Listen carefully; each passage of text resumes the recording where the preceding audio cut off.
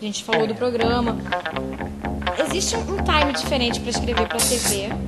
Programa, por exemplo, que passa sexta-feira na Globo. Existe um outro tipo de time para escrever para cinema. Qual é o seu time nesse meio? O que você prefere fazer ou o que você se identifica mais? Ou como é que funciona? Não, eu escrevo. Não, eu participo. Olha, são coisas diferentes, assim. São coisas... eu vou te falar que... Porque na TV você tem uma pressão, Ibope, você tem ali o... Mas você se vicia nisso e passa a gostar disso. Nossa, simples, assim, você acaba gostando. Você se vicia de... Eu trabalho bem sob pressão. Acho que não é à toa que eu faço televisão. Então no cinema não tem essa pressão. No cinema tem uma outra pressão. Mas você consegue trabalhar com um pouco mais de calma. Mas tem outra pressão. Na televisão existe uma coisa que é assim, a televisão é muito... O poder da televisão não tem a ver com perenidade, tem a ver com o alcance dela. Não fui eu que disse, mas é uma frase que me vem muito na cabeça, que é assim, na televisão o seu erro passa tão rápido quanto o seu acerto. As pessoas esquecem, passou. Isso diz muito, assim, na forma como você se relaciona com aquilo. Assim, o seu erro passa tão rápido quanto o seu acerto. Às vezes você faz uma coisa que você demorou muito, que você se esforçou muito, e aí você pergunta para aquela pessoa que você respeita, e ela falou, nossa, mas nessa hora eu fui ao banheiro. E você desmorona, né? Realmente a televisão, pela natureza da coisa, não é nem para ela ver de novo depois. Aquilo passou, aquilo era para passar, aquilo é para ser uma projeção em massa e passar. Ao mesmo tempo, eu estava outro dia no videoclube aqui, no meu videoclube, e aí eu vi um cara pegando um DVD de um filme que eu fiz, chamado Mulheres, Sexo, Verdades e Mentiras, filme Cruz Marinho. E aquilo me deu uma emoção. Eu quase que falei assim, eu preciso conhecer você, cara. Você tá querendo ver o meu filme. Eu preciso conhecer, assim, passou no cinema, e depois virou DVD, né? Assim, a televisão também vira DVD. Mas o filme tem uma vida diferente, o filme ele fica. De vez em quando pessoas me ligam, mulheres me ligam, você que fez aquele filme, eu vi seu nome, eu adorei aquele filme. Esse filme nem aconteceu muito no cinema, ele não foi tão visto. Mas ele no DVD me dá muito prazer. Eu tenho um retorno enorme, as pessoas gostam do filme, as pessoas assistem o filme. Eu fico até pensando assim, porque ele tem um destaque, esse filme tem um destaque ali no meu videoclube. Eu falo, será que o cara sabe o que foi que escrevi? E ele coloca assim, olha, tá vindo o Rafael, ele coloca ali na prateleira pra me agradar, alguma coisa assim. Não deve ser isso, né? Mas dá outro tipo de prazer. Dá esse tipo de o que você gosta mais? Eu acho muito chato um filme demorar 3, 4 anos para ser feito no Brasil. Isso é uma coisa que assim... É frustrante, né? Parece que não vai acontecer. Eu não tenho tanta convicção de nenhum assunto ao ponto de querer falar sobre ele 3 anos. Você entende? Então quando o filme está sendo concluído, você fala assim, poxa, mas será que esse assunto merece mesmo um filme? Na hora que eu escrevi, eu, assim, motivado pela encomenda, motivado pela relação com o diretor, que em geral acontece e tal, você até acha que aquele assunto é relevante, mas a ponto de você ficar 3, 4 anos, eu acho que as pessoas são, os diretores de cinema no Brasil, eles são heróis nisso, porque essa questão de você querer ficar 3 anos falando sobre aquele assunto, não é falando sobre aquele assunto, mas se dedicando ao assunto que o filme trata. O cinema hoje é muito complicado, mas isso né? no Brasil, né? Pra ele fazer captação de recurso, aí tudo leva um tempo, aí até o cara conseguir a grana. Nossa, isso é muito tempo. Aí o isso cara, eu não gosto. ele vai se dedicar àquele projeto um tempão. Realmente, aí quando sai no DVD, ou sai na tela, no DVD, já se passaram lá uns 3, 4 anos do início do projeto. Aí de repente você participou lá do roteiro e o negócio não sai, não acontece, deve dar um desespero, né? Ainda mais na minha função, né? Porque eu sou a primeira pessoa a trabalhar. Você é o primeiro, né? Você fez e entregou. Eu sou a primeira pessoa, assim. As outras pessoas só começam a trabalhar quando eu paro. Então, assim, é um saco, ainda é sozinho, né? Começar a chorar daqui a pouco. E você fica sozinho antes, as pessoas ficam se divertindo no set, bebem juntas depois da filmagem. Eu não, fiquei sozinho escrevendo um roteiro, é um saco. Não recomendo isso pra ninguém. Assim. Tem alguma curiosidade assim, né? Eu preciso escrever no banheiro, com a luz, meia luz, pra poder sair um assunto assim interessante. Ou não, você senta, chega em casa, tem a ideia e começa a escrever. Não, eu recentemente, eu percebi que eu tenho algumas, mas muito recentemente, eu percebi que eu tenho, que eu fico com a encomenda na minha cabeça, os assuntos ficam ali, e que eu fico vivendo com aquele assunto, mas eu acho que isso não é diferente do que as pessoas fazem em outras áreas de atuação também. Assim. Eu fico vivendo com aquilo, assim, aí eu estou na academia na esteira, eu estou nadando, eu estou dirigindo, eu acho ficar no carro de uma música uma situação muito, além de muito prazerosa, eu também acho que é muito confortável para pensar, assim, sabe? Consegue pensar, dirigir, se fardar, se preocupar Vamos nem falar sobre esse assunto, porque tá problemático. Com essas coisas. Os pontos na carteira estão problemáticos.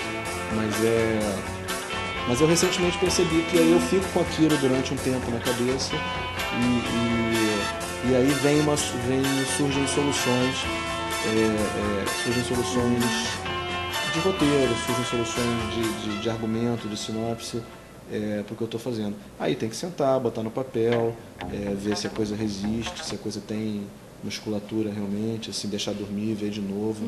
E aí tem a labuta mesmo, que é o que resolve tudo. No caso do cinema, você escreveu o roteiro, entregou, acabou o trabalho. Para a TV, você faz o roteiro, está acompanhando, está vendo ali o índice, se o público está gostando ou não. Tem amigos que interferem e falam assim, pô, Rafael, você podia naquele momento mudar assim o programa, sabe? Naquela hora assim, podia ser, ao invés de ser boneco, podia ser gente tirando a roupa. Tem pessoas que interferem. E você aceita? Elas não interferem, né? Elas não interferem, elas conversam. Dão ideias, né? Elas dão você ideias. assume algumas ideias e você fala assim, não, me deixa trabalhar. Ou não? Você fala assim, pô, vou pensar no caso. Eu vou te falar assim, eu tenho a maior simpatia por isso, pra te falar a verdade. Assim, Pô, tem um montão de coisa pra te contar, cara. Me liga, cara, me liga. Não, eu tenho a maior simpatia, assim, eu tinha uma namorada minha, inclusive, que tinha uma antipatia em relação a essa minha simpatia. Eu realmente gosto de falar com todas as pessoas. Ah, isso é legal. Eu realmente gosto de falar com... É quase um fetiche isso. Realmente gosto de falar com pessoas de todos os... de todas as áreas, de todas as profissões, assim. Eu não posso falar por todo mundo, mas em geral, as pessoas que fazem televisão, as pessoas que fazem do cinema, elas vivem muito naquele gueto, naquele nicho. Eu tenho quase um preconceito com isso. Eu tenho quase um preconceito, eu não deveria falar sobre isso, vou parar esse assunto agora, inclusive. Eu tenho não, quase aqui na Central Sentão você pode falar. Eu tenho quase um preconceito com isso. Assim, eu gosto de algumas pessoas da minha área, mas eu acho que é uma vivência muito restrita. E de certa forma, por isso que eu provoco outros tipos de trabalho. Assim.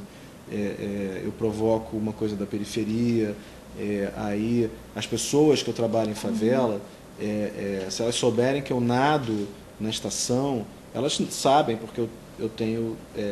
Você conversa sobre isso, eu não converso sobre isso, claro. E tal, mas a princípio isso é uma coisa um pouco conflitante.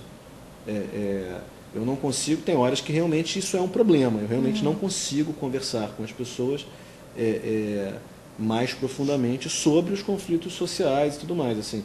Mas assim, eu gosto de conviver com pessoas de classes sociais diferentes, de regiões diferentes, de culturas diferentes. Isso é rico, né? Riquíssimo para o seu trabalho, com certeza. Eu acho que eu não decidi isso conscientemente, de falar aqui, olha só, eu acho que isso é legal, porque isso é bacana, isso é politicamente correto.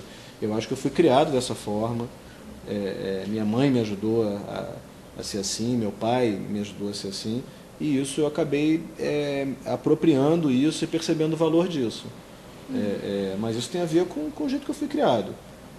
E depois eu percebi que isso me dava mais fontes de humor, mais fontes de vocabulário, claro. Me dava mais possibilidade de entender exatamente como eu sou diferente desse, daquele ou daquele outro, de como aquelas pessoas são diferentes entre si. E no final das contas, ter uma inserção no mundo mais interessante, assim, não é que é mais complexa, porque tem horas que eu acho que ela é mais simples, mas assim, uma inserção, eu me sinto pisando mais no chão do que muita gente que eu conheço, porque eu conheço muita gente diferente. Eu acho que é meio por isso que eu mantenho esse jeito de conhecer as pessoas, entendeu? Tá. Agora, e o programa Conexões Urbanas, que você dirige e faz o roteiro, você escreve o roteiro no Multishow? Sim. Como é que surgiu Conexões Urbanas? Porque eu sei que tem algo especial, você gosta, tem um carinho especial por ele. É verdade, é a coisa que eu mais gosto de fazer hoje, assim. Eu acho que por alguns motivos, né? Primeiro, não é primeiro, mas assim, os motivos quais são? Eu acho que, assim, quando eu comecei a me dedicar ao social, eu nunca achei que eu fosse juntar o meu trabalho audiovisual com o meu interesse social. Eu nunca achei que essas duas coisas fossem se unir. E depois de alguns anos, essas minhas duas áreas de interesse se juntaram. Eu passo a fazer um audiovisual social. Mas eu não comecei a trabalhar com social com interesse audiovisual. Não tinha essa vontade. Então, assim, unir duas áreas de interesse, eu não sei se você já teve essa oportunidade na vida. Assim, quando você junta, tem algum tipo de explosão. Com certeza. Que te dá um prazer, né? Que te dá um prazer especial, porque você tem um certo domínio, uma certa excelência sobre uma coisa, tem um certo domínio, uma certa... sabe lidar com aquilo, tocar aquele instrumento, então te dá um prazer. Isso já é uma felicidade para mim. Outra coisa é que eu não só juntei com o audiovisual, como eu passei a dirigir. Que todo roteirista é meio frustrado. Não que ele queira ser um diretor, mas quando você senta e escreve alguma coisa, eu escrevo como uma transcrição do que eu visualizei. Eu não sei se é assim. Eu tenho alguns amigos que também fazem isso. Eu escrevo o que eu visualizo.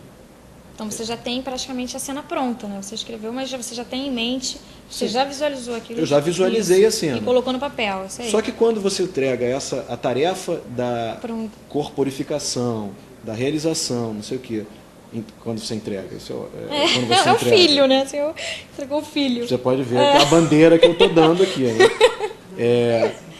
O diretor vai realizar aquilo. E às vezes a ideia é diferente do que você tinha na cabeça. Às vezes, né? Ela é sempre diferente.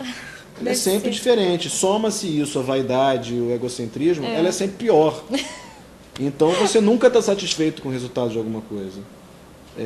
Realmente. E eu trabalho com bons diretores. Eu não tinha pensado nisso, que deve ser frustrante mesmo para o roteirista. Porque você imaginou tudo, você tem a ideia pronta e botou no papel e de repente vem outra pessoa E não é só o diretor. Aí aquela atriz pegou aquela frase que você escreveu, mas com certeza que ela entenderia daquela forma específica. Aí aquela criatura resolveu entender da outra forma. Entendeu? Assim que você jamais imaginou que pudesse ser dito daquela forma. E assim, quando isso acontece quando é a Fernanda Montenegro, na boa, né? Aquela outra forma te faz esquecer que você um dia pensou diferente. Mas nem sempre é a Fernanda Montenegro. Eu já trabalhei com atrizes que me fazem esquecer que eu escrevi com outras intenções. Caramba. Mas não é sempre que acontece. Bom, tá ótimo, assim, por mim a gente ficava falando a noite inteira, apesar de que eu já aluguei o Rafael a noite inteira, a gente está aqui há séculos, a gente está aqui há um tempão conversando na casa de um amigo, uma casa maravilhosa, por sinal, uma certa pessoa, assim, maravilhoso, amigão nosso. Eu não tenho como agradecer a você, eu não tenho como agradecer ao Márcio que nos apresentou. Rafael, a única forma que eu posso pedir para a Central 111, né, assim, onde é que a turma te acha, fora na CUFA, dando os cursos? Se alguém tiver alguma dúvida, se alguém quiser falar sobre o roteiro, se alguém tem algum blog, alguma coisa assim que o pessoal te acha ou não, fala assim, não, gente, me deixa em paz, eu não quero falar com ninguém. Ou não, tem os cursos? Eu acho que assim, eu acho que é procurar os cursos da CUFA. Os cursos da CUFA, ou então através do AfroReg. Eu faço parte do AfroReg e eu faço parte da CUFA. Então é procurar através da CUFA, o site do AfroReg, o site da CUFA, e mandar um e-mail para mim. Isso aí. Ou então, vocês podem falar com o Márcio Pessoa. Então, olha só, ele consegue falar o endereço do Márcio Pessoa. Ele consegue falar com o Rafael sem problema algum. Enfim, ele repassa a coisa. Rafael, obrigada, de Obrigado coração. Central 111 agradece, Foco Central fica por aqui. Que pena, queria falar mais, tem um monte de coisa aqui para perguntar, mas não deu tempo. E, mais uma vez, obrigada em nome de toda a equipe. Tchau, gente.